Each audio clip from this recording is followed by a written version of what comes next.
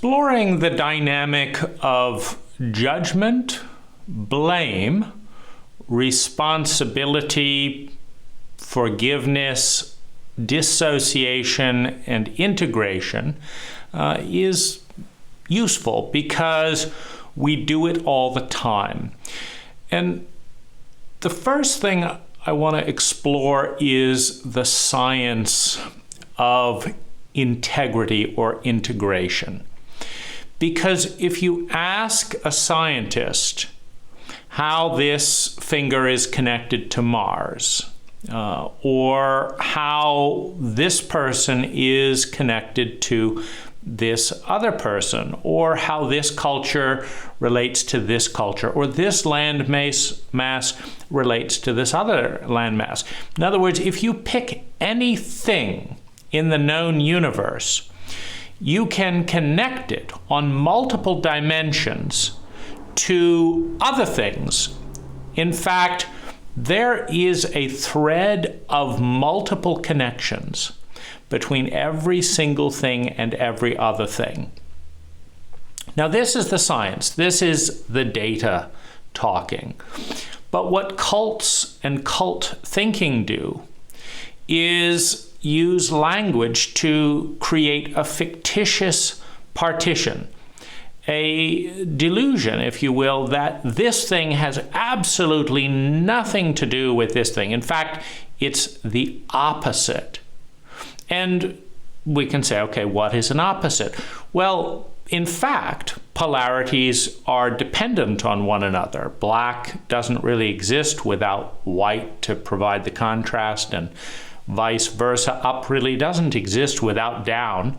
Hot does not exist unless it's relative to something cooler. Because if hot exists and it's relative to something hotter, then how is it relevant to say this is hot? Because it's all of these things are relative to one another. And so in this dance of polarity, we have the science that connects all things, and then we have the cult dynamic, which creates these artificial partitions between one thing and another. And one of the best ways to look at this is the dynamic of cult attitudes to dirt and flowers. Now, if you call someone dirty, this is not considered a compliment. This is considered an insult. And it's quite remarkable if you think of dirty, fucking, shit, couple common curse words or derogatory terms through the lens of the cult. You have to then wonder, what is it that connects these things as shameful epigram? I mean, what makes these comments somehow derogatory? Why is it a bad thing to be dirty? What's wrong with dirt? Obviously, if dirt is amazing, then being dirty could be sacred or magnificent. If shit is sacred, then being a piece of shit would be a compliment. And if fucking is a, source of life and pregnancy and recreation, etc., what is it that's so derogatory about the things we choose as a cult to deride? And you can see that fucking is the source of all life.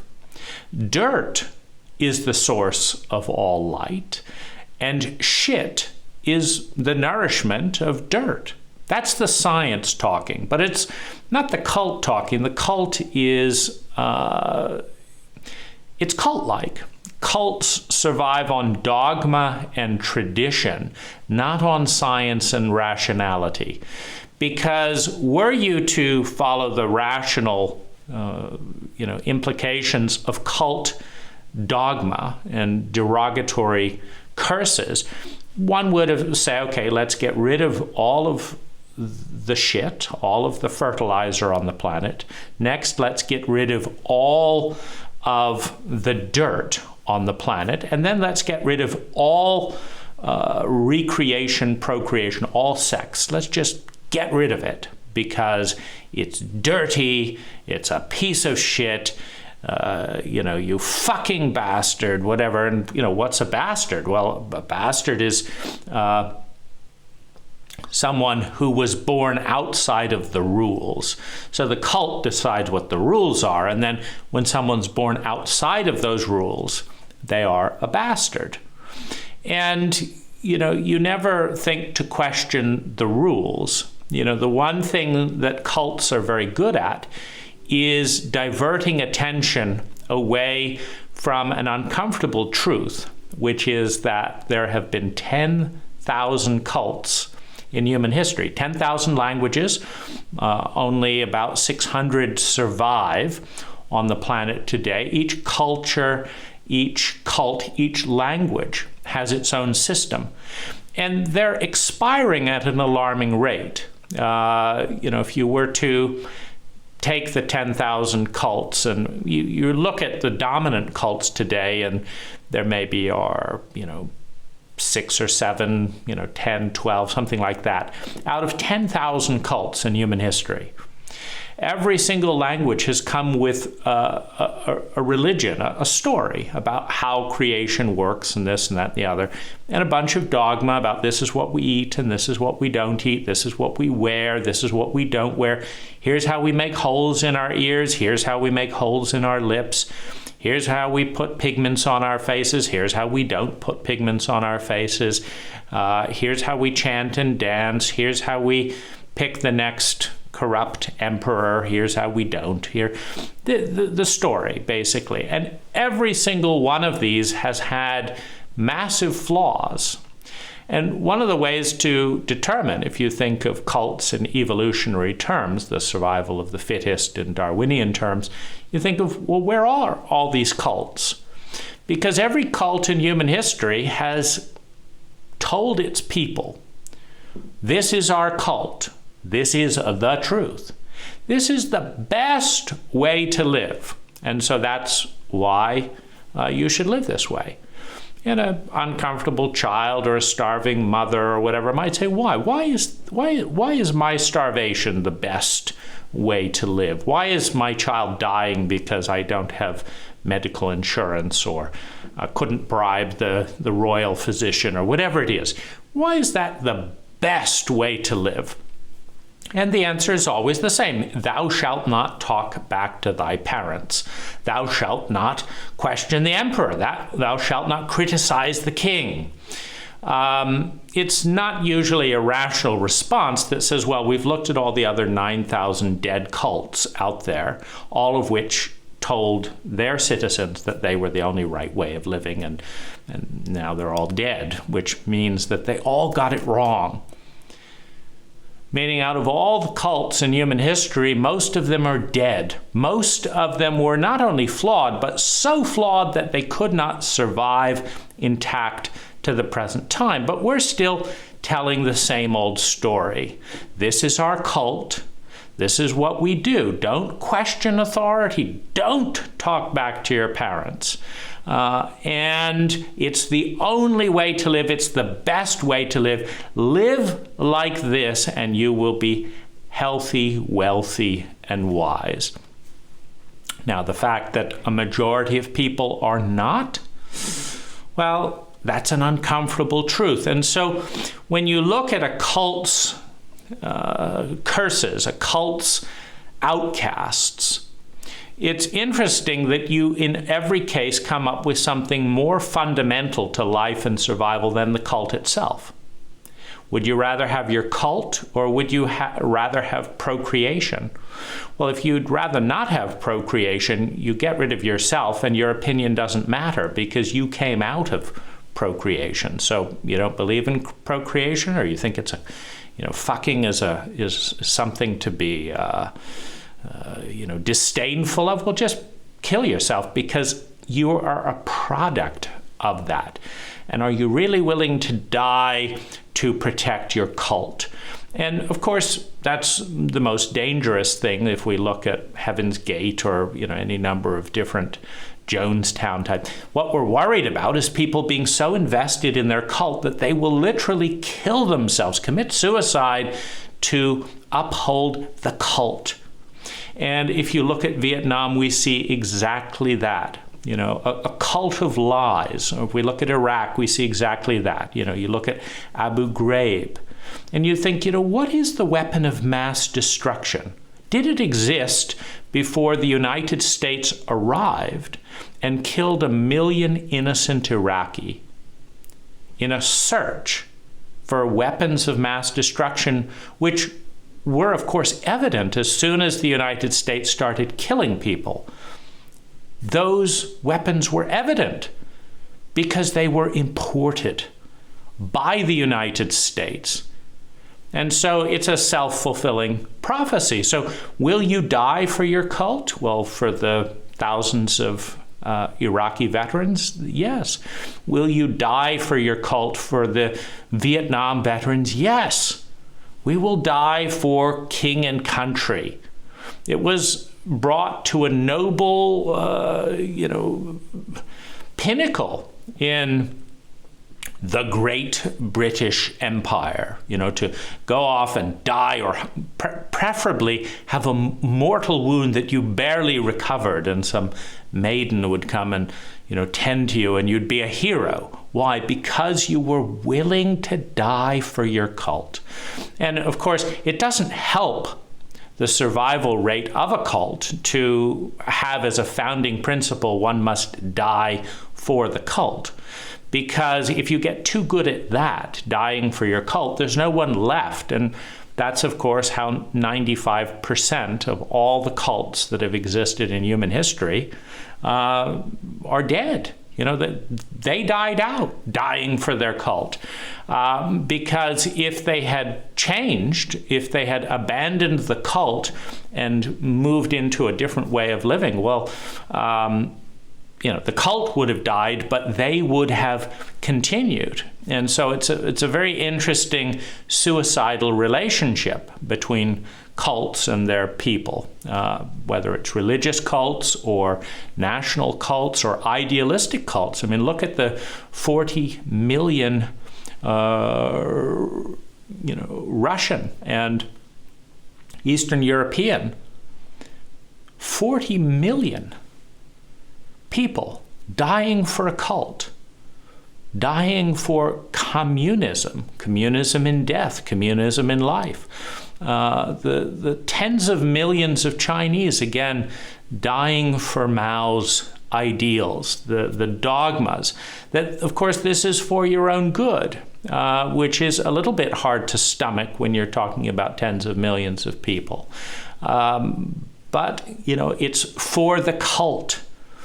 You're doing this for the family, for the cult. The women sold into sexual slavery for the family. For this is, so-and-so billionaire is going to give this family money and da-da-da. And so all you have to do is be raped every night, starting at age 14. And you can know that you're doing this for your family. We are living in a nice house because we sold you to a billionaire.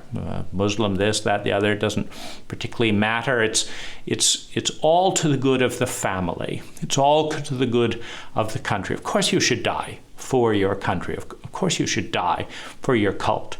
And so a cult is quick to condemn the foundation of life.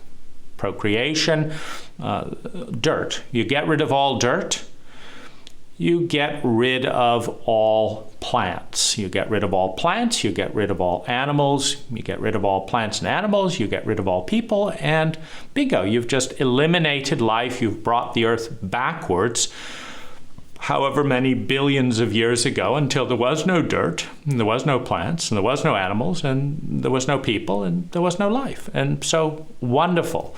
Follow the cult into oblivion. So cults are masters of deception. I mean, that's what makes them a cult. We're going to convince you that these things are terrible just because we said so, not because the science supports it. Because if you ask a scientist, from an evolutionary perspective, would you rather get rid of the American cult or the Russian cult or the English cult or the Welsh cult? Would you rather get rid of 10 cults or would you rather get rid of dirt? And the scientists would accurately point out, well, you know, it's kind of an irrelevant question, because if you do get rid of dirt in order to protect the dogmas of 10 cults, every single one of the people in those cults will be dead within a matter of days, because all you have to do is erase all the dirt, the life, the plants, the animals on the planet, and they'll all be dead. And so, you know, obviously you would put dirt before cults. In fact, if you were being smart about it, you'd put dirt before people. Because people could be eliminated from the ecosphere, from our ecology. People could be eliminated and the earth would not collapse. But if dirt was eliminated, not only would all, you know, animals, but all people would collapse as well. So from a scientific point of view, dirt is more important than you and I. Because if there's no dirt, we die. But if there's no us, the earth will continue to produce new species of plants. New species of plants will produce new species of animals. And eventually, whether through the law of chance or intelligent design or both, a new form of conscious life will emerge, populating the possibility field, which becomes the probability field. If you have enough planets, and we have estimates of over 1 billion in our galaxy alone, over 1 billion planets suitable for life. If you have enough planets and enough time, dirt, plants, animals will give birth to a new form of conscious life that can go off and develop its own cults again. It may take 1 billion years, may take 2 billion years, but you see, there's not a lot to destroy the planet other than human beings in the next 1 trillion years. You see, and the earth has time. The earth has time, and so do all the other planets. So does the universe. So does the multiverse. Give it 1 trillion years. So we've been around for, 20 billion years? Give it 1 trillion years. There'll be intelligent life in some of those billions of places, and if not in our galaxy, then in others, and if not there, then in others. You create enough rolls of the dice, and it's bound to happen that conscious life will emerge out of dirt. You take away the dirt, though, and it doesn't happen. You don't get plants. You don't get animals. And some of those animals do not become more and more sentient and more conscious. And so while a cult is commonplace, you know, we look around and say it's pretty normal for cults to deride dirt, to deride fucking, to deride shit, which is the raw energy that mobilizes dirt into life. See, because there's these reciprocal dynamics. Plants, fruit. Plants shit food. You know, when a plant gives a leaf, gives a fruit, that's the waste, that's what's being given off of the plant. And we eat that. We, human beings, eat the shit of plants. The fruits, the waste, the byproducts of plants and trees. And that gives us energy. And then we shit nutrients, that is the food of the plants. And it's a wonderful circle. We give energy to the plants, they give energy to us. And it's beautiful, it's magnificent, until your cult comes around you and says, that's dirty, that's disgusting, and you say, who am I to judge? Because you start to talk back to your parents and you get slapped, and don't talk back to your parents, and don't do this. And you realize it's illegal to think, at least when it comes to questioning authority, and you don't want to be hit, and so you go along with the dogma. And you get led far out in left field. I mean, how is it that so many cults have managed to die? How is it that you've never heard of any of these 9,900 cults? How is it that 9,900 cults, they're dead? You've never heard of them. Have you even heard of 100? Now, of course, it's very convenient for your cult to convince you that none of those cults matter. Don't listen to any of those cults. Listen to us. This is what you need. This is what's important. Do this, don't do this, do this, don't do that, do this. And this is the only way you could, intelligent, civilized people, this is the only way you could possibly live. Don't think, don't study the past, and certainly don't look at the statistics. Goodness gracious. Because statistically speaking, if you're part of a cult, you have a 95% chance of going extinct in the next 10,000 years. So most cults are extinct in the last 10,000 years, and if you're part of a cult, you have a 95% chance of going extinct in the next 10 years, either because your cult is so absurd that you blow yourselves up, or get into endless wars to fight over cult dogmas, or your ideas are so absurd, starting with cursing, fucking, dirt, and the fertilizer of dirt. In other words, with a frontal attack on the source of all life. When that's the foundation of your cult, you've got pretty good odds of destroying yourselves. I mean, if you were trying to design a cult to commit suicide, you might say, why don't you figure out what's the source of all life, and curse it. Convince everyone in your cult that that is a horrible thing. You don't want to be associated with dirt. You don't want to be associated with fucking. You don't want to be associated with shit. If you could pull that off, if you could just figure out what is the source of all life and condemn it and vilify it so that nobody wants anything to do with it, and then treat the source of all life like, we would say, like shit. You know, to treat the source of all life like shit. But of course, the source of all life is shit. Well, just treat it badly. Treat it badly.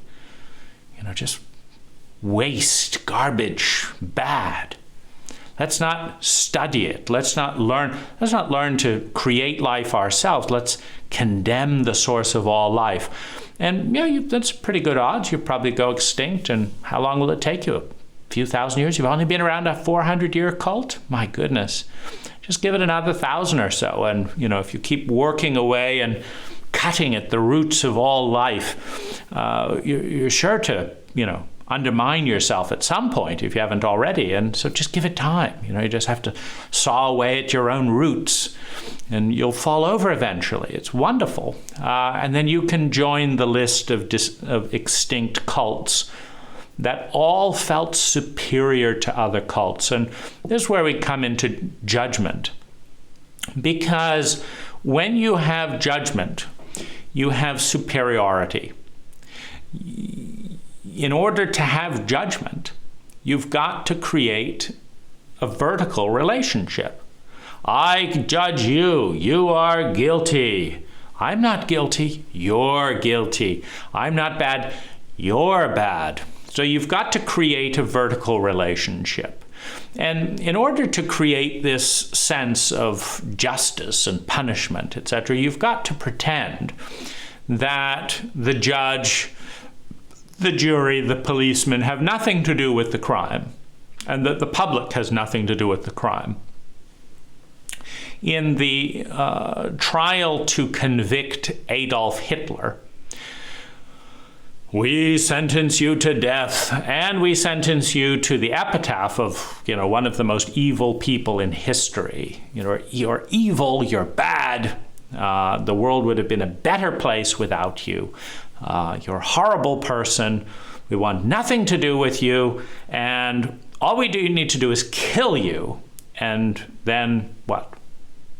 We'll live happily ever after. We'll take care of our homeless. We'll stop putting threats to power in sanitariums. We'll stop raping young women. What if we convict Adolf Hitler as the most evil person? No, we don't. We're not going to stop any of those. We're not going to stop selling teenage people into commercial prison systems. We're not going to stop corruption and bribery and lobbying. We're not going to stop any of that. We'll just have more time. We won't be distracted by Adolf, having to go deal with his thing. We'll be able to, engage in all of our own corruption and stupidity and, delusions of cursing the sources of all life and all that. We can do that more efficiently, once Adolf's gone. But if you look closely, of course, where did Adolf come from? So Adolf is bad. Oh, very, very bad, very bad. So where did Adolf come from? We have nothing to do with that, right? No. Adolf just popped out of nowhere. It didn't have anything to do with the fact that after the First World War, the world saddled Germany with debts and Germans were eating leather. Had nothing to do with any element of sociopathic cruelty or revenge. It had nothing to do with the desperation of a people. It had nothing to do with us creating an environment in which an entire country was in a state of desperation. No, we couldn't have done anything about that. No. If a homeless person starts a fire, the evil homeless people, the forest fires, of course, you banish people from living in affordable housing, and my goodness, they lit a fire and more, you have to light more and more fires outdoors, and some of them catch fire and billions of dollars, those horrible homeless. That has nothing to do with, no one thought to make affordable housing affordable. Have you ever wondered how many people would be homeless if they could afford a home? Affordable is the point where they can afford a home. It's not, here's your $300,000 discounted affordable home. If someone has $24,000 and cannot get a mortgage, then $300,000 is not an affordable home. Affordable means someone can afford it. And by definition, since if you take a survey of the millions of homeless in the United States alone, none of them are saying, I had a dream. I was going through kindergarten, I was drawing. I thought, when I grow up, I want to be homeless. And because I want to be homeless, I'm going to have to learn skills that the cult doesn't value, like art or telling the truth in corrupt power systems. That'll get you fired in the United States. Just look at Edward Snowden and Julian Assange. Brilliant examples of truth-telling and transparency, ruthlessly chased around the world with your tax dollars, because we can't have the truth about our corruption. We can't have Abu Ghraib coming out. We have to torture our war hostages. Were they really war criminals? Or were they just hostages being shat on, being shocked, being attacked by guard dogs? We can't have that coming to light. It ruins our image, And so, oh my goodness, let's kill the fuckers. Let's torment them for telling the truth. We can't have, the scapegoat trying to give back some of the shame, some of the bullying to the head of the family. The head of the family will not be happy about that. And the head of the family is a sociopath. So we've got to please the head of the family so that he doesn't kill off the offspring. Well, that doesn't sound very good. Let's just blame it all on the scapegoat and pretend that Adolf came out of nowhere. Had nothing to do with the global environment. Had nothing to do with the fact that he was repeatedly rejected out of art school. Had nothing to do with the severely sociopathic parenting promoted by the Germans and idealized by much of the Western world. You just read the parenting literature in Germany at the time of Adolf Hitler. And if you cannot torment and evoke something ugly when you have 100 million Germans all being tormented with sociopathic parenting, if you can't even get one dysfunctional sociopath to be born out of such a pattern of horror, well, you're just not doing your job. You got to beat them more.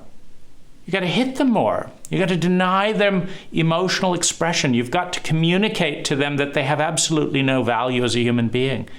And if you can't get at least one Hitler after tormenting an entire generation, you just send them to Abu Ghraib, put them into U.S. military camps, send them into politics. Let them be exposed to the chauvinism and racism of our cult. We're bound to get one. One. And that's all we need, you see? Then we can blame Hitler, right? Terrorize a generation. And when one, quote, bad apple comes out of all of that abuse, all of that trauma and molestation, then we can all feel so righteous condemning Adolf. And, of course, it has nothing to do with us, nothing to do with our parents. The parents who walk by the homeless every single day on their way to Christian church so they can pray for the meek, and the hypocrisy has nothing to do with our parents, nothing to do with our cult. Where a curly-haired, dark-skinned Jesus gets turned into a blonde person to effectively bypass the racism present in our cult. All men are created equal except slaves. We don't want to deal with this stuff. You see, and when you create insanity, which is what we're talking about here, the math doesn't add up. 2 plus 2 is not 384. All men are created equal is not black slavery.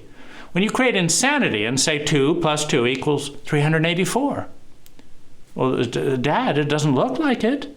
Don't talk back to your parents,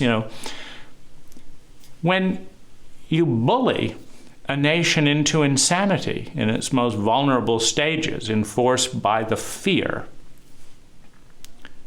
the reptilian fear of the reptilian brain that is attacking anything that doesn't conform to the replica of the cult, when you attack all that,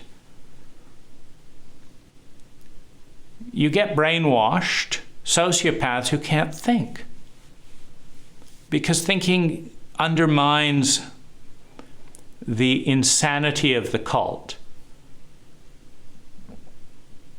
Because if you can do math and you see 2 plus 2 does not equal 384, and you can get enough other people to do the math as well, then you get change. And that's really the enemy of every cult, because that's what makes it a cult, is the dogma. You get change. We can't have change. We wouldn't be ourselves. How would we know who we were if we changed? I can't just change my ideas. My grandfather had these ideas. My father had these ideas. I have these ideas. It would ruin the theme. We can't just have one person becoming sane and intelligent. What does that, how does that respect My father. Well, does it make him a fool? Can't have that. I'll be a fool as well and, beat the shit out of my son till he agrees in my infinite wisdom, just like I agreed with Dad's infinite wisdom, just like Dad agreed with the cult, so the cult would let them be part of the gang. And whether that's God's gang, remember the Old Testament where God took the father up on the mountain and told him to cut his son in half. And so the father was getting ready and was about to cut his son in half. He said, sorry, son, I don't want to kill you. You're my only son, but I'll cut you in half because it's the will of the Lord. And God was moved, of course, that he was willing to cut his own son in half. So he said, you've proved yourself. We took the test for it. We just wanted to make sure you would be willing to commit homicide if required, because that's the kind of people we want in our gang, in our cult. And, if you're not part of that, it's, we don't want you. We're going to punish you with the wrath of the Lord. We'll send a flood. We'll just exterminate the whole species. That's the kind of gang leader I am. I'll kill every one of you before I let anyone question my authority. And then we wonder, why Adolf was willing to be so loyal to the dictates of his cult and actually have some integrity with them. Because anyone who grows up in the United States understands that some people are more valuable than others. That the unvaluable ones, i.e. those who don't have money for a home, should be left to die. Because that's what happens. A homeless person loses 8 hours of life every single 24 hours. 8 hours. A chronically homeless person lives a full 26 years shorter than someone who's healthily housed. And you don't kill off 26 years of millions of people's lives if they're valuable. No, you kill them off because they're not as valuable. Don't you understand? The poor are not as valuable because you don't actually have any value as a poor person. Your money has value. You see, and if you don't have any money, then you have no value. And so the fact that 26 years of your life will be erased is maybe a tad unfortunate, but it's just the way life is. You have no value. Your money has value.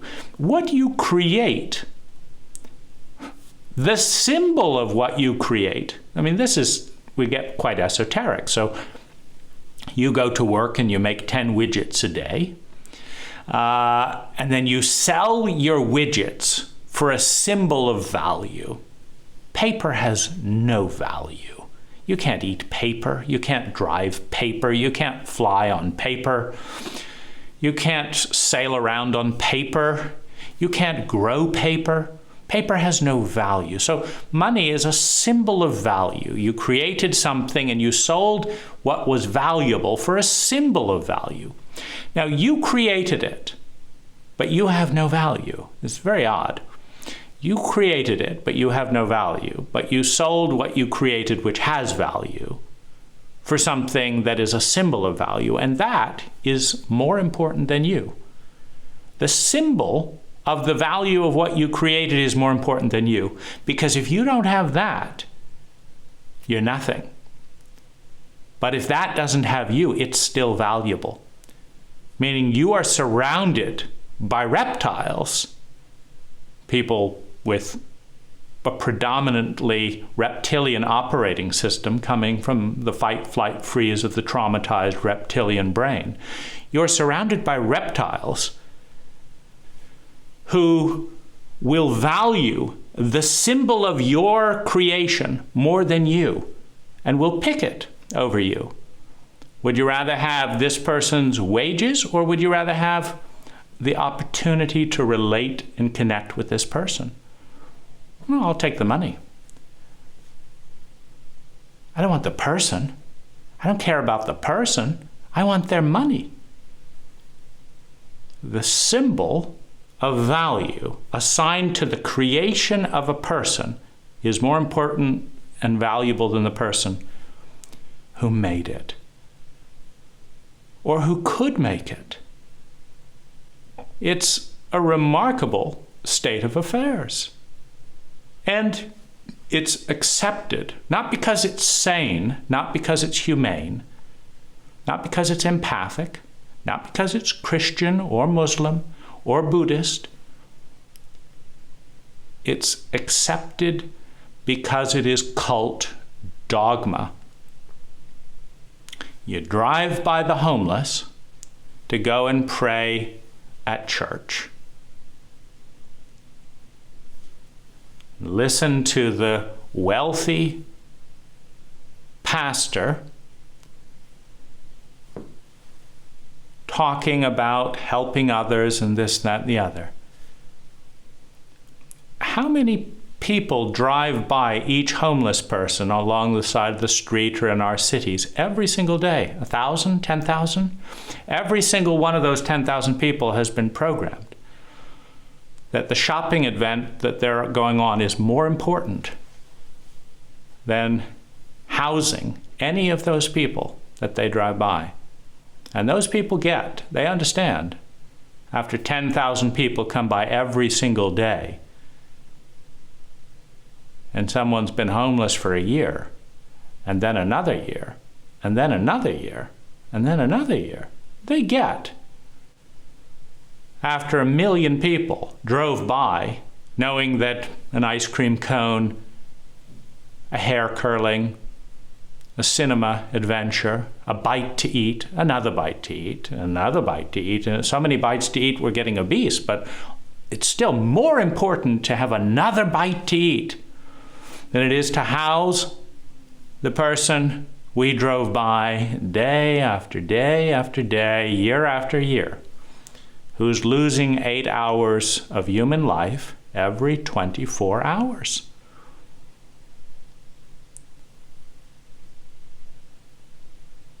You're valuable, or your money is valuable, or you are as valuable as the money you're able to generate or ally yourself with. As long as it's your money, we will serve your money, sir. Right this way. You can spend money over here. You can spend money over here. Your money is welcome. You are tolerated because of your association with your money. And as soon as you do not have any money, you will no longer be tolerated because you were never the primary attraction in the first place. We didn't open this business to care about you. We opened this business to provide a basis for you to spend your money. And the money is gone, and you are of no interest to us any longer. Go on, move on, go out, be homeless, lose 8 hours of life every day. You have no more value to us. But as soon as you have money, or have prospects of having money, you will be welcome in the establishment again. And by the way, your eternal soul is blessings on your eternal soul. That's what we all pretend to bow down to. But really, we bow down to paper, the symbol of value for the things that you make. We're not even necessarily going to bow down to what you make. I don't want 10 widgets. I want the symbol of value of those 10 widgets. And that's what I want. And the widgets I don't care about. You I don't care about. But boy, the symbol of value, those bits of paper, it's just, oh my goodness, it's so wonderful. Money, money, money. Now, why judgments? Hitler is bad. The parents who raised him, wonderful. The cult that taught the parents of Hitler how to parent, wonderful. The entire European Union that bankrupted and left Germans eating leather, no harm to them. You know, they were just extracting as much money as possible from the former aggressor, etc. And if they suffered for a generation, so much the better, right? No harm on any of them, and no harm on the Christians and the Muslims and all that stood by and profited from various aspects of this war or that. You know, the churches have generally been quite good at protecting their money. Churches are, in our cult, very, very wealthy. The Catholic Church, one of the richer institutions in the world. Of course, teaching poverty and the importance of poverty for all of the people who give money to them. But other than that, we can't have our buildings, our symbols of religious piety and our investments, whether they're in Texaco or blood diamonds, whatever. We can't have our returns jeopardized by this little squeamish over that. So we'll make our little back deals with Hitler, this, that, the other, so that we preserve our position, our role, our symbol of value. Our symbol of piety is worth more than our piety. Our symbol of value is worth more than our value. The things that people create is worth more than the people who create them, if you believe the dogma of the cult, if you believe the lies that underlie the systems of your cult. And judgment, dysfunctional systems create massive amounts of suffering. Dysfunctional cults create massive amounts of suffering. And, while it's definitely true that in many ways, like a free market capitalistic system contains less suffering than the communism of Mao or the communism of Stalin,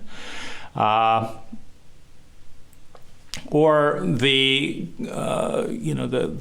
communism of the Khmer Rouge.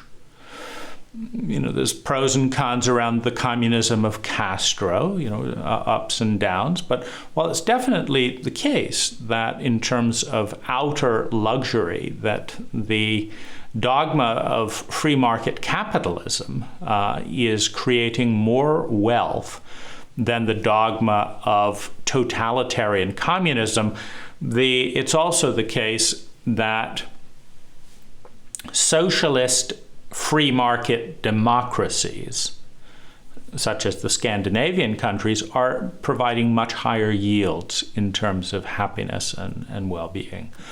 And so socialism within a framework of free markets, within a framework of democracy, is leading to a 400 to 500% higher quality of life in Denmark, from my assessment, than the average American quality of life. It's a remarkable improvement in sustained, across-the-board quality of life.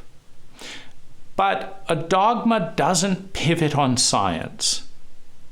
Like a science-based culture, as soon as they learned that the average Danish person was 400% more likely to have well-being than the average American, would of course adopt the best practices embodied by the cult, by the culture that produces the highest amounts of sustainable well-being for all of its people. But gangs and cults don't do that. They hold on desperately to their own identity in the face of evidence, in the face of data. They fight data. That's why Edward Snowden and Julian Assange are such a threat to the totalitarian regime of the United States. A military that spends more money threatening and frightening other people with bombs, nuclear or otherwise, than the next 5 countries combined. There is no other superpower to fight. But that's not going to stop money being poured into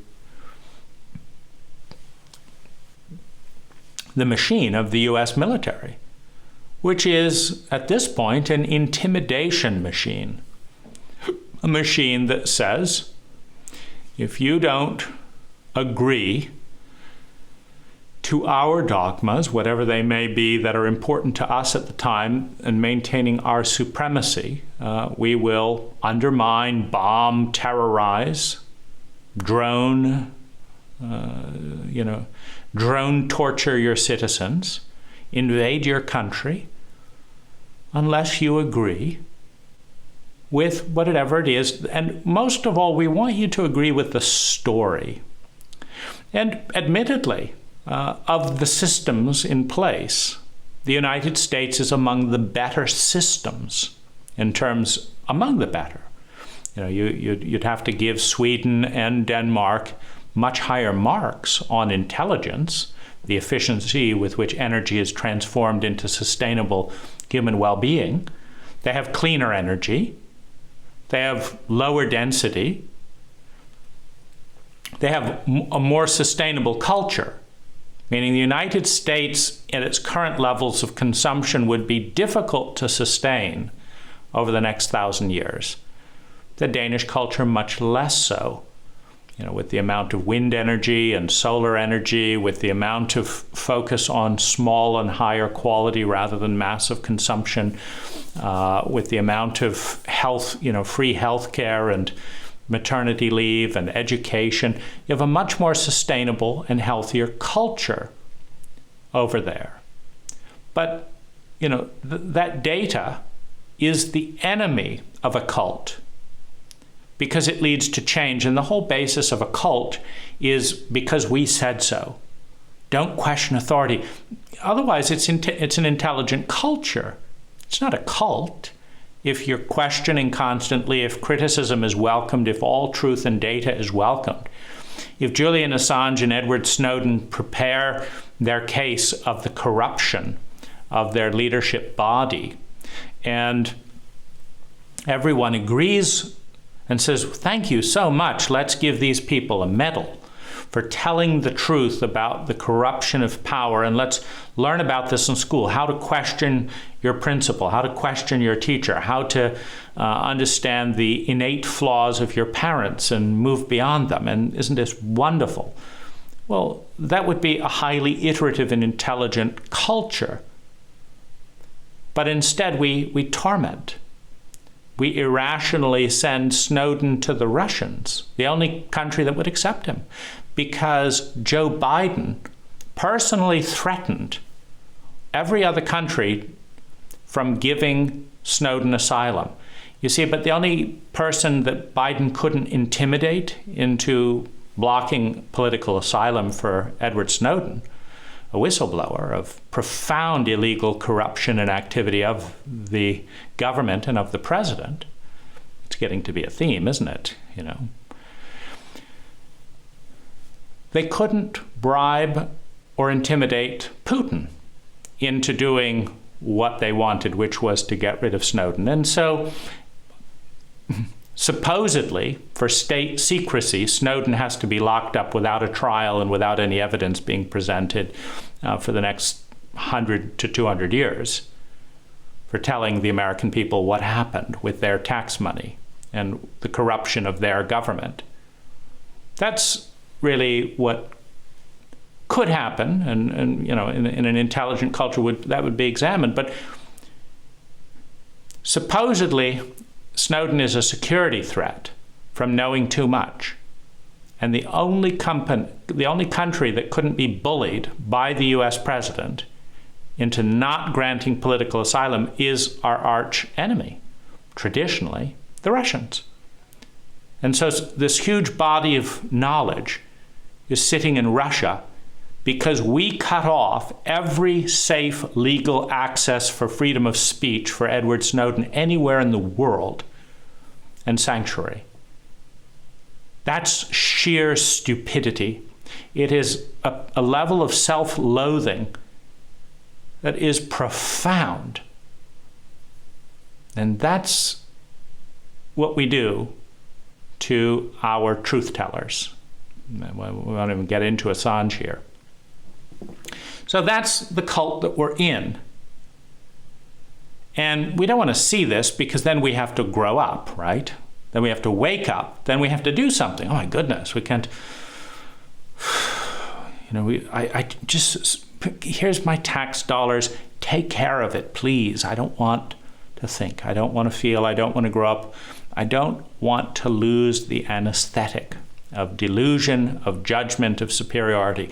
And that's really the benefit of judgment, is an anesthetic. Scientists tell us that all things are connected. In fact, that which we deride and condemn is often fundamental to what we say we value. And we don't want to examine that fact. And so we judge it, we dissociate, we pretend that we have nothing to do.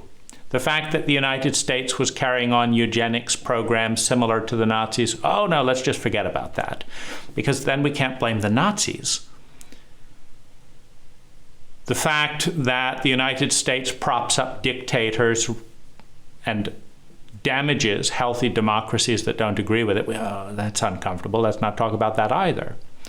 And so let's just ignore the innate profundity of corruption, hypocrisy, stupidity, lack of science, and sheer self-destructive dogma, and pretend everything's wonderful, and then just carry on doing that and attack anyone who disrupts our delusions.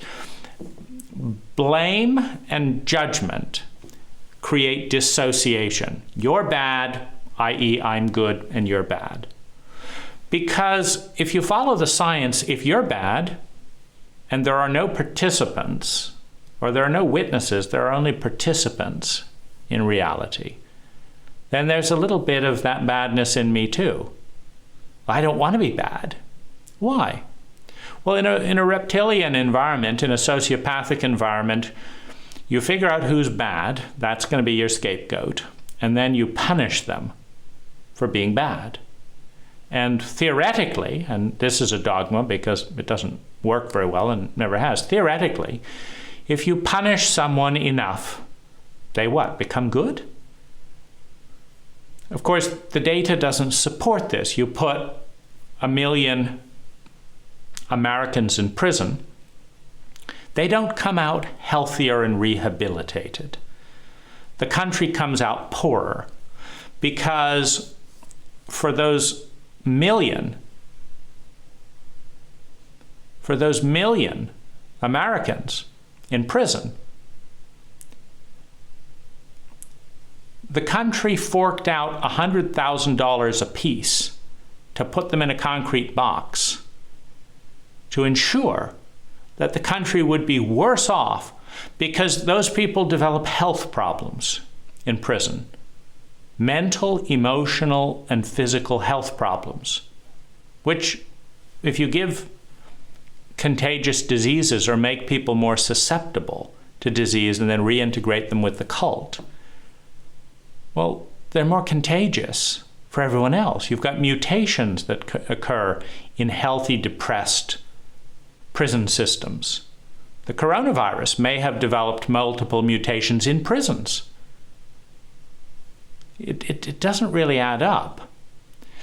People don't come out better for the cult in prison, but we're going to spend billions upon billions of public money to lock people up in prison and know that they'll come out worse in the end. Maybe better at gaming the system, maybe more shrewd at avoiding this and that and the other, but they're not coming out healed. So you have this judgment and you have this dissociation. And the benefit, the good thing about judgment and dissociation is it is an anesthetic. It numbs things for you and for whoever, Judgment numbs pain. So if you have massive amounts of pain that you lack the intelligence to deal with, one of the responses is to anesthetize the pain, to have a painkiller. And it's a good thing to do, because if you can't stop the pain and you're in an enormous amount of pain, then a painkiller, an addiction, a judgment, a blame, is wonderful medicine for pain. Righteousness, blame, punishment, fantastic painkillers. You can pretend that it's out there. It's like a block here where you have, a violent surgery going on in some way, and because you want to participate in the violent surgery, but you do not want to feel the pain, you have to dissociate. You have to pretend, you have to convince the brain that whatever goes on in this arm has nothing to do with the rest of the body. And you can hammer away at it and saw at it and do this and that and the other, and you feel absolutely nothing. So judgment has a place. Painkillers have a place.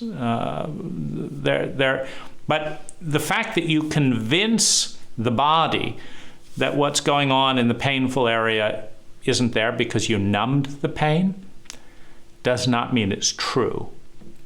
And this is, what's important to understand. The deeper truth is that what goes on this arm does affect the body. You just don't feel it anymore. And so the benefit of judgment is that it numbs pain. Now, once the pain is numbed, you have a choice. You can now do something that heals some of that pain. You can now do something that heals some of the pain that you couldn't do because moving was so painful. And if you use the period of judgment and anesthetic to act in a way that reduces the underlying pain, then you could say it's a good, intelligent strategy towards well-being. But if you use the judgment or the anesthetic, the superiority, because anytime you dissociate, what you tend to dissociate from are things that are painful. I don't want to think about that. When do you say that is such a beautiful thought, I don't want to think about it? When do you say that's such a lovely person, I don't want to see you? That's such a beautiful memory, I never want to think that again. No. When we banish people, incidents, memories, truths, facts, places from our lives, we do so because it's too painful. I don't want to see you because you remind me of how disappointed I am in myself that I couldn't do this and this and this. I don't want to look at this situation because it's too unbearably painful. And so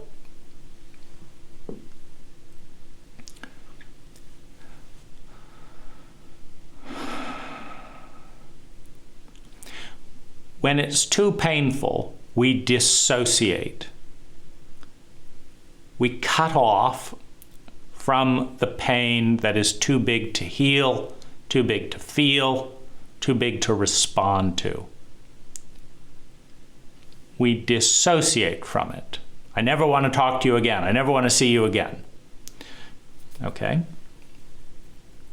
You haven't gotten rid of the pain. The pain is, I used to be in love with you. I used to be dreaming of this. But after you did this, and then this, and then this, and then this, and after I tried that and that didn't work, and after I tried that and that didn't work, and after I tried this other thing and that didn't work, I lost all hope. And it was so painful. I felt hatred. I felt helpless. I felt terrified. I felt lonely. I felt so very helpless and small. So much pain.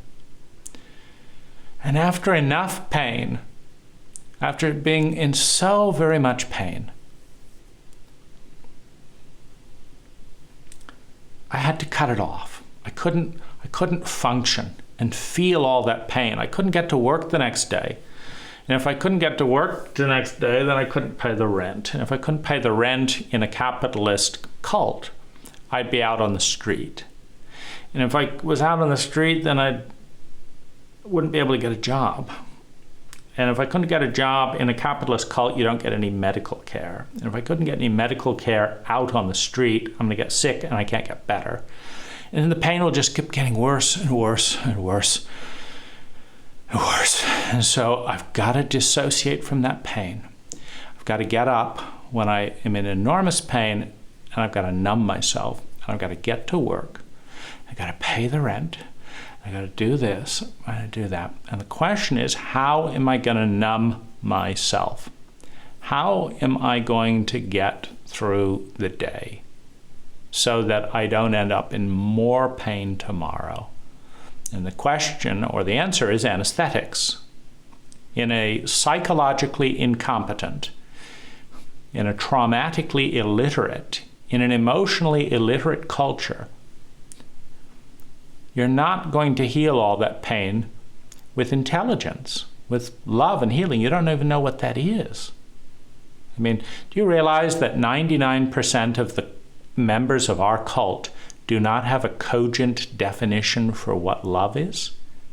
Cannot tell the difference between compulsion and adult love, or the distinction between child love, adolescent love, and adult love, or the distinction between a feeling and an emotion, the feeling of love, the emotion of love, or the state of love and the discipline or protocol of love.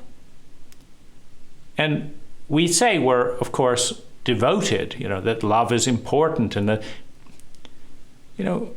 would you believe that law was important if there was not a single attorney in the country that knew what the word meant? What is a law? Oh, it's kind of like this, it's kind of like that. And what are the laws? Well, we don't really know. And what's the difference between this law and this law and this? Yeah, we didn't get around to studying any of that. But we are attorneys. We are a culture of law. We may not be able to say what the law is, what law means, and we certainly don't practice law, but we are attorneys. We would say this is a joke. But we do that with feminine topics in a chauvinistic culture because we allow feminine topics in a chauvinistic culture to go completely unstudied. You don't know the meaning of love? Fine. Nobody else does either. Join the gang. We like to say the words because that makes us look and feel better about ourselves, but no idea what love means. Does it mean to suffer for the other person? Does it mean to live with someone you hate for the rest of your life? Yeah, I think that's we're getting closer. So no wonder people are afraid of love in your cult, because you believe love is torture. Yes, my parents always hit me and told me it was because they really cared about me and loved me so much, and so they hit me again. And they even told me that it hurt them to hit me, but, they were so dedicated to my future that they hit me again, even though it hurt them enormously. So we were both suffering, because that's, God loved his only son so much that he sent his son to be murdered by his other children. The children of God, and then his, of course it was a son, because we've got to have a chauvinistic God, and let's not contaminate him by the fact that every male in the history of the species has been born out of a woman. Oh, no. We can't have Jesus contaminated by coming out of the womb of this, or okay, but it was nothing, it's just immaculate conception, it's not, so, and then he cared so much that he was murdered. That's, oh my goodness, it doesn't get any better than that. If you really cared about me, you would commit suicide so that I could get your life insurance policy, is kind of what it boils down to. Because, you're poor, and I don't know why I married such a poor loser, but you got a life insurance policy. Come on, why don't we work together? Let's find a way that you can have an auto accident that will not look like suicide, and I will get several $1 million of life insurance. And if you really loved me, you would do that. I mean, don't you love me as much as Jesus or God? You know, he sent his son to die because he loved me. Of course, it's not good enough because I don't love myself and I'm still not going to live a great life, but still God sacrificed his son and his son sacrificed himself, and you won't even do it. I mean, I'm not going to take care of myself, of course, but, you know, you won't take care of me? Oh, my goodness. You know, and we wonder why love is a frightening word. So, you know, but it's the most important thing, you know, love and family and what? We could say that the most important thing is chauvinism, racism, dogmatic materialism, looking good, and money.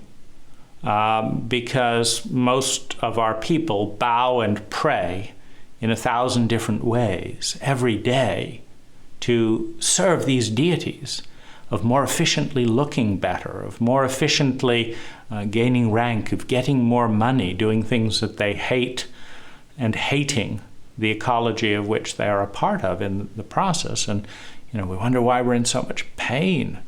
Now, when you inject Novocaine into your mouth and you go numb, you have this wonderful elation. You know, the toothache vanishes, the drill grinding away, you know, this doesn't cause any pain. It's wonderful. You know, you feel absolutely, you know, dissociated from your own body. And while you're in this dissociated state, you can chew on your lip. In fact, if you put a bulb in and do a good, you can actually chew a hole through the entire cheek, and you will feel absolutely nothing. It's so interesting, right? And no one else has a hole like that. And this kind of brings an important point, which is when you are anesthetized because you lacked the competency. See, being numb is not preferable.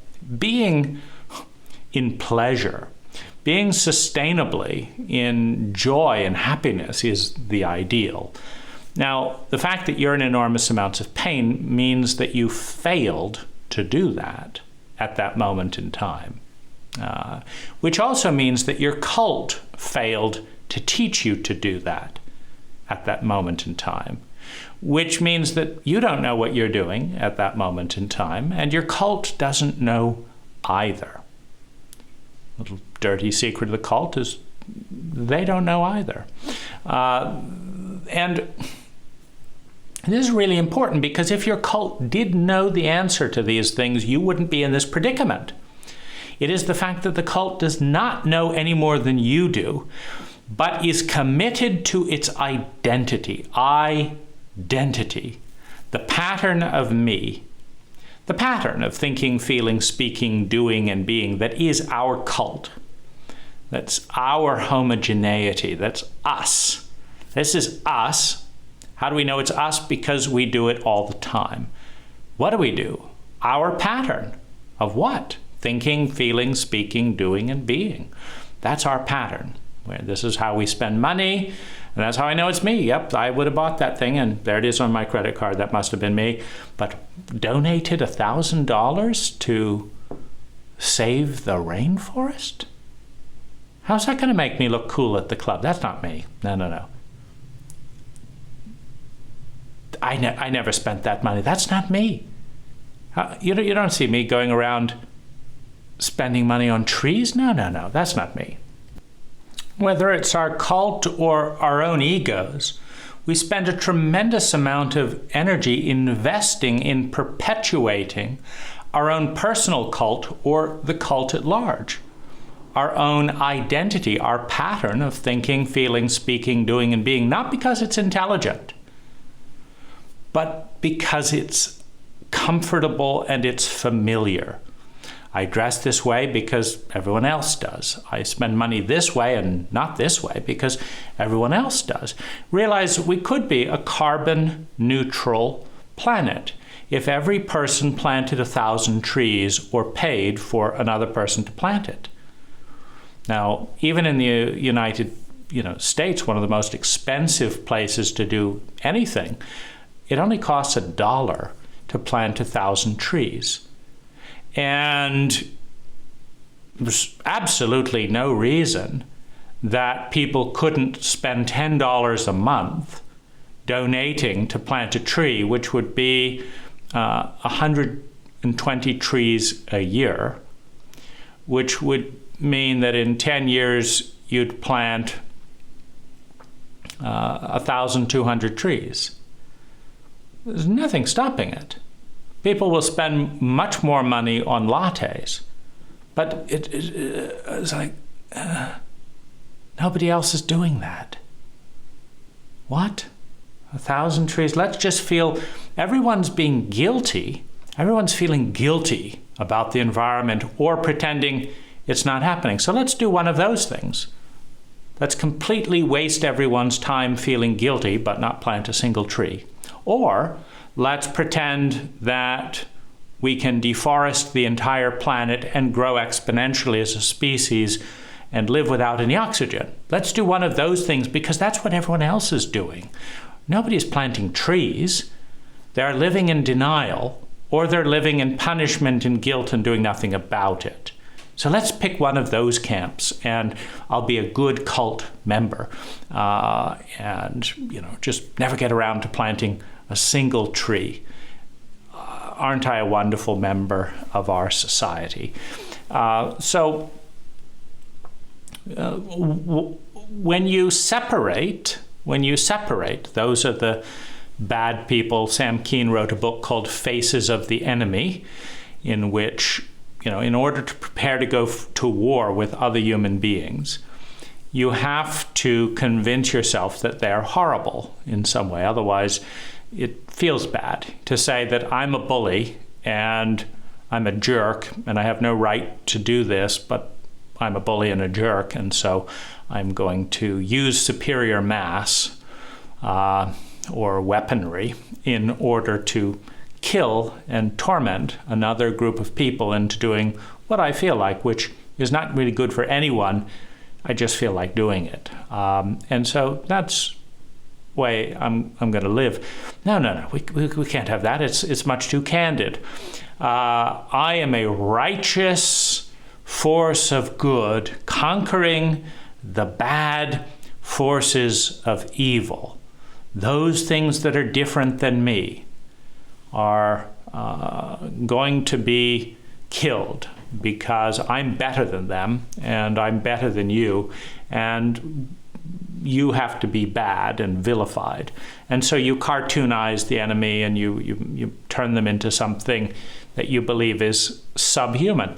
But even this thing, subhuman, you turn your enemy into something subhuman. Well, why is that a problem? We get back to the dirt equation.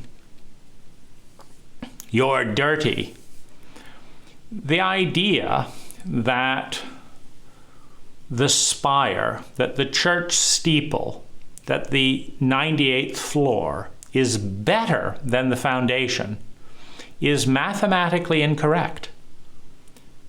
It takes a profound degree of stupidity to elevate that which stands on a foundation and attack the foundation or the root. And we get this in absurd cults like ours because we say, oh, those orchids are so lovely. They're so beautiful. Get that dirt out of my house. Get it away from me. I don't want to, oh, that's so dirty. Oh, that's so ugly. Well, ma'am, did you know that those orchids are made by that dirt? In fact, if we chop the dirt off, if we cut the root off, and you could spend $1 million trying to get orchids to make other orchids. You can take a bloom and try and get another bloom to come out of that bloom, what you think is so wonderful. And we could get all the dirt out of the way. Except it's not science. That flower does not exist without dirt and without the root, without mud, and without shit. Shit fertilized the dirt. Water and urine fertilized the dirt. the root grew the plant, and the plant grew the flower. If you feel superior to the root, this is part of the chauvinism of superiority which we have in the West towards our own parents. When we feel superior to the roots, to the dirt that gave birth to us, when we praise the orchid and condemn the root, we are expressing the chauvinism of our cult in the face of science, in the face of data. Now, the reason to do that is to mitigate pain. Judgment, superiority, dissociation. They are not my family. I don't know those people. I never want to speak with you again. Fucking idiots. What were my parents thinking? The morons. Hypocrites, bastards. I never want to be like them. I want nothing to do with them. We are, of course, the fruit, the flower of two family systems. Who were the fruits and the flower of two family systems? Who were the fruits and flowers of two family systems? Those apes, those monkeys, are where we came from. The dirt is where we came from. We are inextricably connected to all life,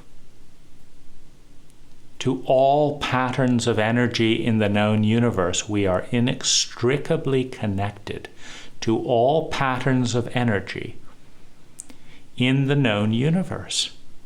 And an intelligent scientist with adequate instrumentation can measure that connection and can reveal that connection to the limited observing and measuring devices of our senses.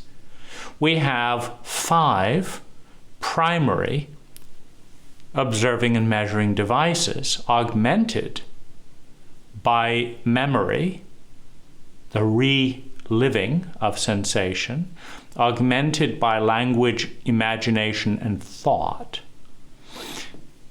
But the 5 senses, these 5 orifices for observing and measuring all known data, which is not all data, it's all known data. Because the data that doesn't fit into the whole of our sight, of our eyes, doesn't exist for us. It exists for those who have an observing and measuring device to see it. We don't even have language for most of reality's observing and observable potential. You know, we take the entirety of the multiverse and we process it through 5 observing and measuring devices. You change the observing and measuring device and you change reality. You start looking through a radar, which is a synthetic observing device, except for bats and things of that nature, and you see the world very differently. Radar, sonar. Almost every observing and measuring device we invent allows us to see something that our primary observing and measuring devices could not see. And even the things that fit dimensionally within our observing and measuring devices observe a very tiny bit of reality. Very, very tiny bit of reality. We hear the sound that is hearable to our ears. We don't hear all sound. All the sound that is below our range of hearing and all the sound that is above our range of hearing, we don't hear, which is the majority of sound. Meaning the majority of sounds are either too slow a sound wave or too fast a sound wave for our ear to register it.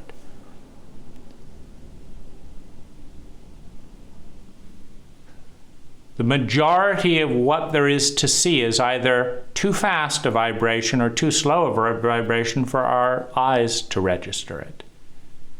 It's a remarkable awareness just how tiny is our little sliver of reality. And because we see such a very tiny sliver of all there is, it's easy for us to pretend that there's no connection between this, because I'm not hearing the sounds and screams of a 6-year-old being raped in South Africa.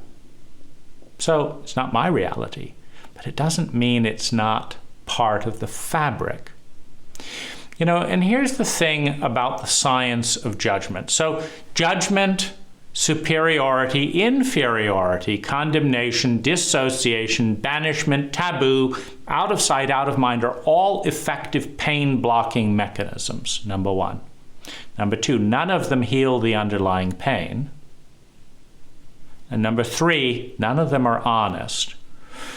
Now, I particularly want to focus on the superiority-inferiority dynamic, because most moral judgment, how could you be that way? How could you lie to your sister? How could you talk that way to your mother? How could you? Meaning, I couldn't do that.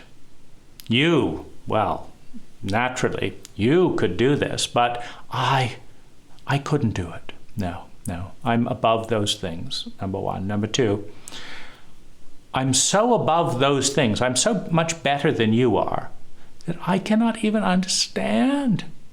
I cannot understand. How could you do that? Oh, my goodness. To your own brother. Oh, I cannot even fathom. You're no daughter of mine. Meaning, you have so little to do with me that, I just... So we're pretending, of course, that there's massive dissociation, that we have nothing in common. I have nothing in common with you. Now, here's the rub. This is a great anesthetic, by the way. I'm not bashing it as an anesthetic. If you're in terrible pain because of something your parents or your children or your lover did or didn't do, pretending that they have absolutely nothing to do with you is a great anesthetic. It's like shooting Novocaine into the wound.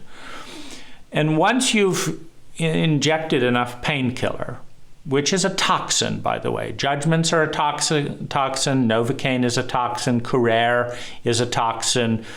General anesthesia is a toxin. It's how much toxin can we put in your body that numbs the pain without killing you? And that's why an anesthesiologist is so important, is that there's a very fine line between no pain and death.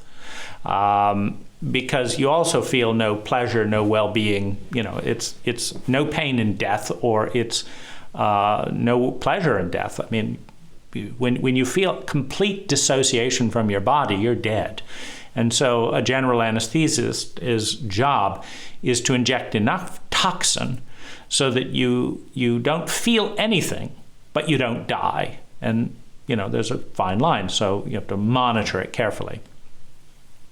And that's why it's a very prized and important role, and one person is doing it the whole time during surgery and all that. I'm the anesthesiologist. My job is to decide how much toxin your body gets so that you feel nothing, but you don't die. And in that dynamic, judgment is a toxin. It hurts. Blame is a toxin. It hurts. Shame is a toxin. You are unspeakably horrible. You are fundamentally bad. I am better than you. You are unspeakably horrible. I'm better than you, etc., etc. So blame is a toxin. Shame is a toxin.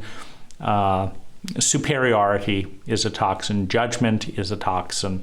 Righteous anger is a toxin. And they release toxins in the body that numb emotional and physiological pain.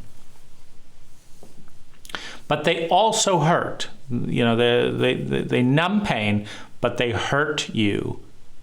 The Novocaine is not good for your body, but it numbs pain. It hurts you, but it also numbs pain. And so you've got that double-edged sword. So when do you use a painkiller, basically? When do you use judgment? When do you use righteous anger? When do you use blame? Well, first of all, when you're incompetent to heal the pain. Use judgment, blame, righteousness, inferiority, superiority, etc. to mask the pain. When you are incompetent. Now, some people would say the technical definition of incompetence is actually a judgment, i.e., that because I say you're incompetent, I'm better than you. Well, you have two forms of judgment. One is better than, and the other is the underlying thing that just says, no, I'm incompetent, you're incompetent, that's just the way things are. Gravel is gravel. Gravel is not feeling shame about being gravel. If someone says you're a piece of gravel, maybe you take on your cult programming and feel bad about that. But gravel doesn't feel bad being gravel. Competence is a technical measure. And most people, given human nature, if they can heal the pain, will do so. If they can heal the pain, they will do so. If they cannot heal the pain, and the pain is unbearable, then they will go to an anesthetic. You know, people who drink themselves to sleep every night, they're not doing it because it's fun. They're doing it because they can't heal the underlying pain. And why would they be able to? In a psychologically illiterate cult, why would you know how to heal pain? You don't even know what the causes of pain are. You don't know how to design and live a life that reduces most of the pain in that life. You don't know how to do that. You don't know how to do that in a cult that doesn't teach you how to do that. So why would you know how to do it? Your parents don't know how to do it. Your friends don't know how to do it. So why would you know? You know, and this is, you know, a tremendous crisis. So I'm going to anesthetize the pain with judgment and fear because I don't know how to heal the pain. Now I'm in an anesthetized state. Now I'm numb. I'm literally going numb. My body is in toxicity. My body is in pain. My heart is numb. I'm in pain. Now I can't feel anything. Now I'm in the state of the Novocaine in the cheek. Now I can bite my lip, or I can use rational thought to say, you know what? I will regret doing that later. I can hurt you now that I'm numb without any pain, but I will regret it later. I can do this and that and the other with this, but I will regret it later. And this, this is where rationality can come in. As a sense, like, you know, if I was a loving person, if I did feel anything, if I wasn't numb, it would bother me to be hurting other people like this. So I'm not going to hurt them, because even though it doesn't hurt me because I'm numb, it would hurt me if I had integrity with my heart, which I don't because I'm numb. And so I'm not going to do it because I don't want to feel that much pain when my heart comes back online, when my empathic brain kicks in. Now, the benefit of an anesthetic is that it allows, you know, for example, if you're doing a dental operation and you don't have Novocaine and you clamp down on the drill, it hurts, and you bite the drill, then it could cause more pain. So the reason you use Novocaine is so that the doctor can do something for your long-term benefit, but you get short-term pain blocking so that you don't block the long-term benefit. Because let's say that you are an incredibly selfish bitch, male, female, you're a selfish bitch.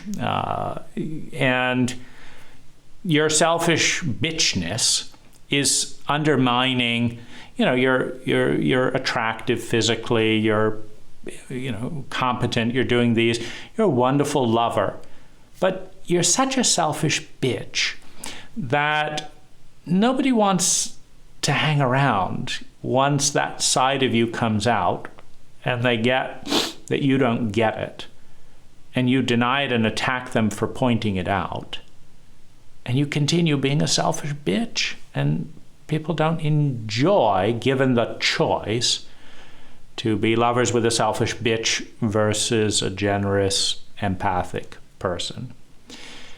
And you don't see that you're a selfish bitch. Why? Because it's hereditary. And your mom was a selfish bitch, or your dad was a selfish bitch. Again, we have to go with the cult's definition of these derogatory terms, because you get deep into them and they're not derogatory. A bitch is a female dog. Why exactly do female dogs get cast, into the scapegoat any more than dirt? It's absurd. Female dogs are wonderful. So we have to really work hard as a cult to invent these slurs, these slogans, because even slurs and slogans, what's wrong with a slur? Slur. Is there anything terrible about it? Well, the cult will say, that's terrible. That's terrible. What you just did, you slurred your words. Oh, my goodness. Oh, what little upbringing you have. What terrible breeding you have. You slurred. Is it? So let's do it. This is the most fun we've had all video. And this is, of course, the big joke with all of our quote, curse words, is they're generally much more fun. It's more fun to fuck than to, push paperwork, but let's elevate paper pushing as a high status activity. And did you see them fucking? Oh, my goodness. Oh, two human beings having a good time. Whatever next? So anyways, this slur, is we just invent out of sheer creativity the idea that these are horrible things, slurred words. So slurs, these selfish bitch. So you take them down to their components. So you have a female dog. We'd all do much better if we had more dogs in our lives, for the most part. My happiness has gone up 25% after spending time with a dog, and my dog is in many ways more intelligent than the average cult member, card-carrying cult member who subscribes to all of our dogmas. And even our dogmas, why are we so hard on dogs again? The repetitive self-referential nature of a fact. Why do we have to curse a dog with that? Why can't we call it human stupidity instead of a dogma? And a bitch, and of course, why are dogs singled out to be so hated in our language? Because they're close to us, and when we hate ourselves, we end up hating whoever's close to us. You'll find this with, highly self-hating parents, is they hate the children that are closest to them. They hate whoever is closest to them. If it's their wife, then they hate their wife the most because the wife is closest to them. They hate themselves the most. And then the rationality is, if I'm so hateful and you're around me, you must be hateful too, because if you weren't hateful, you'd have nothing to do with me. The old Carlin joke, I'd never belong to any club that would have me as a member. I'll never respect a wife who would choose me as a husband, as an act of profound self-hatred. So it usually starts there. And then people are going to be punished and hated and cursed and, abused by proximity. And so what's a man's, in the nice chauvinism of our time, a man's closest friend, not the human's closest friend, the man's closest friend is a dog. So let's curse female dogs as bitches. Where do we come up with this? The term for a female dog is a bitch. I don't get it. We should be so lucky to be called a female dog. Loyal, devoted, not lying, friendly, playful, not destroying the environment. I mean, anyway, so we could all be so lucky to be female dogs. And then we have dogma, the dogma of it is disgusting. Just because this is close, we don't call it, we haven't cursed female birds because they have nothing to do with us. So when you despise and loathe yourself as a species or as a cult, then the animals closest to you have to be given derogatory terms, because if they like you and you're a piece of shit, of course, let's rephrase that. If you're the source of all life on the planet, if you are a piece of the source of all life on the planet, and a dog is close to you, then they must be a piece of the source of all life to the planet, i.e. a piece of shit. And so let's call them, your name is a bitch, okay, you bitch. What is the insult here? It's very hard. You're fat. You ate more food than I did. Some cults thought this was high praise, only the king or the Buddha. I mean, Buddha would show up today, with his big round face and his big belly and his big man tits. And Buddha would be sent to the doctor for being obese. You don't understand. Stop smiling. Buddha, hey. Do you understand the damage of a 300-pound body? I'm not attached to life. I'm not attached. No, you don't understand. You're going to die. In fact, I'm going to put you in a sanitarium. If you keep being so jovial about the many consequences of obesity, I'm going to commit you for your own benefit. We're going to put you away. That's what we would do to Buddha today. We make it's fine to bow down to a fat statue, but feel ashamed that we're fat. We're just becoming more Buddha-like every day. So it's just very difficult to hold on to these epitaphs, these, slurs, these whatever. You're black. Well, for that to be an insult, you have to get an entire group of people to believe sheer lunacy. That somehow a color of skin makes you different in value. You're chocolate. Again, you have to, whatever it is, everything is good in some situations and bad in others. That's science. Muriatic acid, wonderful for clearing lime stains on concrete. Terrible for long-term eye vision to get in the eye. Broccoli, good in small doses, toxic in high doses. Toxic with no dose. If you have no food, you die. If you eat a bit of broccoli, it keeps you alive. If you eat a ton of broccoli, you get sick. If you could even fit it into your, you'd have to rip it through because it can't digest. If you have to eat a ton of broccoli in 24 hours, you'd have to make a hole in the body to get it out, and it would, become infectious and fatal and all of that. So, it's all of these things are good for something, they're terrible for others, but we don't learn these nuances. We just learn as children. We don't want to be hit. We don't want to be condemned. We don't want to be an outsider, i.e. once we've had this contempt hurled at some dog or some this or that, the other, we go out of our way to avoid it. But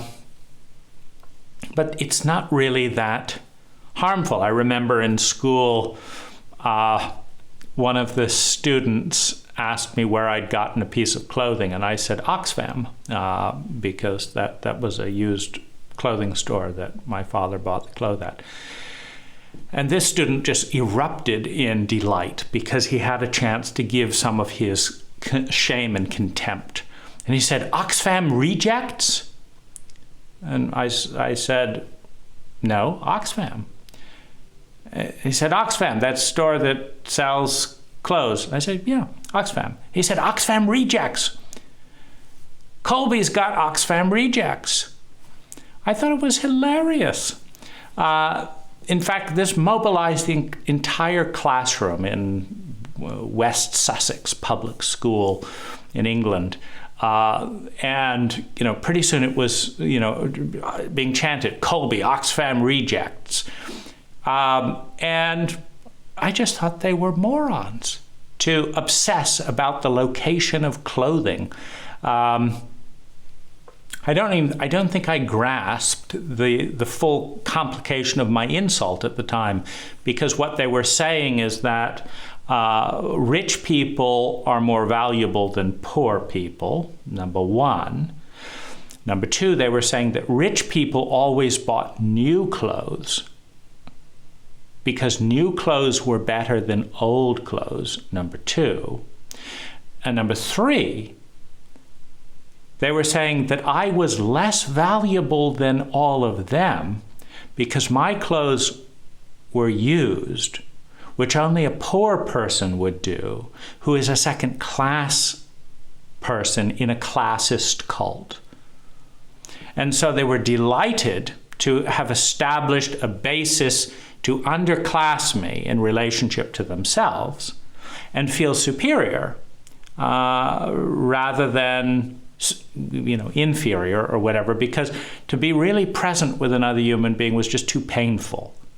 So rather than, in order to break the presence, the awareness of that person, you've got to get above them or below them. Otherwise, you're just close to them. To break the presence, rather, you've got to get above or below, and to be below is to be condemned and punished in a cultist, classist cult. And so, thank heavens, they didn't have to get to know me. And thank heavens, they didn't have to be beneath me. They could be superior to me. And I was dumb enough, and they were incredulous that I would admit, I was dumb enough to admit that I had gotten my clothes from a second-hand clothing store. I found it absolutely hilarious. And because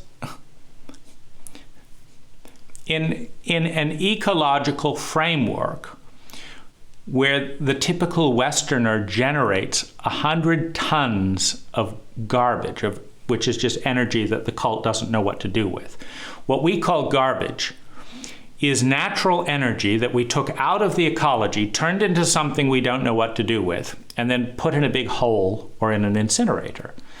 And so you could say this is vast amounts of natural resources that we're engineering because we lack the intelligence to reintegrate it successfully into the ecology. And so rather than say that we're not very smart, we say that it is innately bad, i.e. garbage. And anything that reduces that unnecessary waste, like recycling, using something old, increases the efficiency of energy consumption of the cult of the species and is a mark of intelligence. But in an insane cult of dogma, of course, these were 9-year-olds, that they weren't thinking any of this for themselves. They had inherited the dogma, poor dogs again being insulted, they had inherited the dogma of their parents, who in turn inherited the dogma from their parents. And, this is handed down in monarchies, where the monarchy embodies this in the ideal, which is that the monarchy has a brand new set of clothes for every occasion, and would never, the monarchy in fashion today, you take a Paris Hilton, she would never be seen in the same outfit twice. So what makes Lady Gaga or a Paris Hilton noteworthy? A beautiful new clothes for every single appearance, and the ruining so that no one else could wear that exact outfit, but destroy it preferably, right? So that if only I could do that. Well, that's the ideal. If only we could generate, if only we could all be Paris Hiltons and Lady Gagas, rather than having 100 metric tons of energy in the ground or in an incinerator at our death that we don't know what to do with, so we insult it by calling it garbage. We could all add another 200 tons in clothing to change into a new outfit 3 times a day, and then burn all that in the incinerator, and we could increase our race's consumption by another 300%, and further deplete our planet's resources while expanding the population base, of course, because we can't do mathematics. But the fact that we can't do mathematics, the fact that we take vast sums of energy and don't know what to do with, is not terribly personal. None of us would be so inane were it not for the fact that we're in cults that reward conformity, and so many people have decided that, having established the fact that money is more important than the people who make it, they will make more money if they can convince people to pay them money for clothes. Number one, this is the first part of the strategy. It's a brilliant strategy. Having decided that money is more important than the people who make the money, that's step number one. And 2, that we will charge money in exchange for goods. We will now establish the fact that the person who buys the most goods, this is the dogma, the superstition, the joke, is better fundamentally than the person who buys the least goods. That the person who shows up with a new a new set of Nikes for every single month of the year.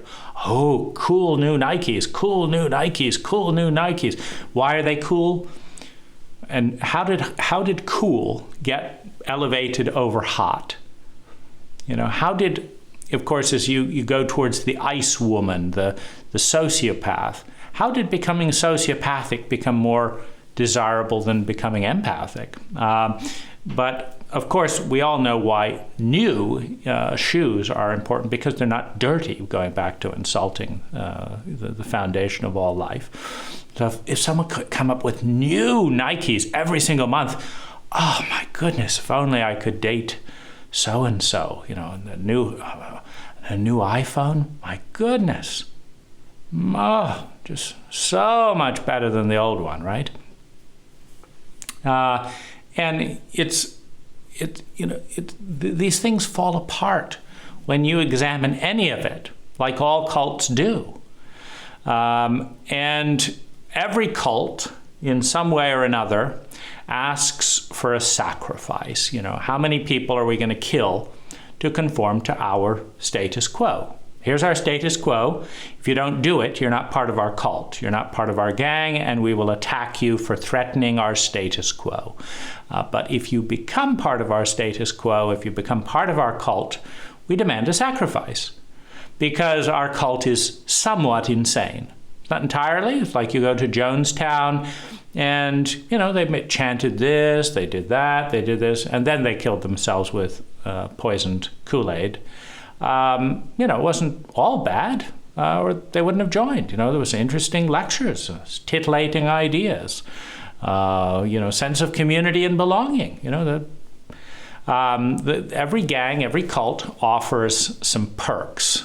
In the United States, it's typically one of the most efficient places to make money, or buy things. If you want to buy things or you want to make money, the United States is one of the best places to be. You can make money more efficiently in the United States than most places on the planet. You can also buy things and have them delivered to your front door more efficiently than most places on the planet at great prices, just wonderful bargains. And then you can buy more mini storage to store all the things that you don't need more efficiently and more locally than most things. It's an expanding, wonderful, just endless arrays of mini storage along every freeway in America, as people have to, of course, hold, having established the fact that people's things, which symbolized the money they once had, which was more important than they were, having established the fact that people's things are more important than the people, it feels kind of horrible to give up one's things. Because what you're really saying is giving up my status. Don't you understand? I bought this to feel important. If I give it up, I will be less important. Because the things are actually more valuable than me. So I've got to put them into storage. I don't have room for them. I've got to keep buying more things, but I've got to put them into storage.